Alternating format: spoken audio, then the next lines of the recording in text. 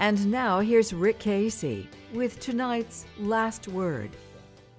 Before last month's election, I talked to a professional political numbers cruncher in Houston, a man whose analyses of the political lay of the land in that city I had come to admire.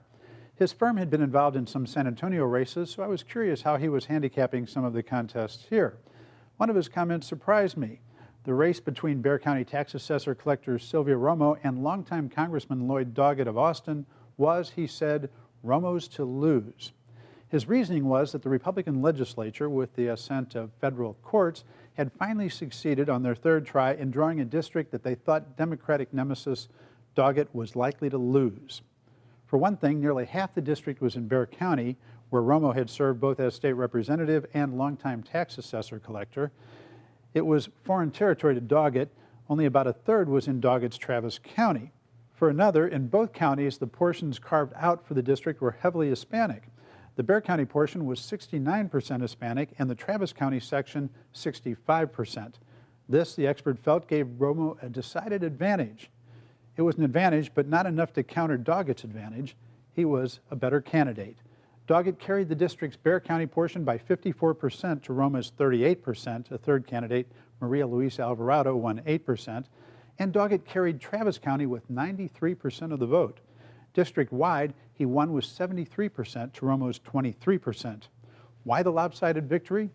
Well, Doggett heavily outspent Romo, and he worked the new district with his customary energy.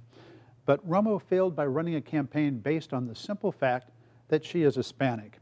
Appearing on Texas Week with Doggett and Alvarado, Romo gave the argument spice, if not force. After praising Doggett for his work in Washington, a praise that he appreciated, she said the district was drawn to be an Hispanic district and needed to have an Hispanic representative. Quote, "I can't know what it is like to have a vasectomy," she told Doggett, adding sexual identity to her ethnic argument. "And you can't know what it is like to walk in my shoes or my high heels."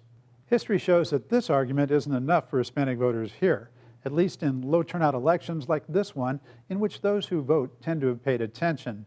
The best example came in 1995 when a San Antonio mayor's race drew 6 candidates, only one of whom had a Spanish surname.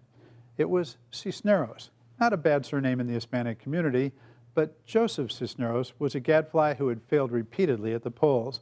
He garnered 6% of the vote. San Antonio Hispanic voters are like the rest of us. If they don't know anything about the candidates, they'll tend to vote for the ones most like themselves. In 1989, the normally low turnout election for the board of Edwards Underground Water District shared the ballot with a referendum on whether to establish a sales tax to build what would become the Alamo Dome, an election that drew hordes of football fans, especially from the Hispanic community, where Mayor Henry Cisneros campaigned heavily for the dome. The result was that the late Fay Sinkin, a longtime champion of aquifer protection and a veteran on the River Authority board, lost to a candidate named Charles Rodriguez, who barely campaigned.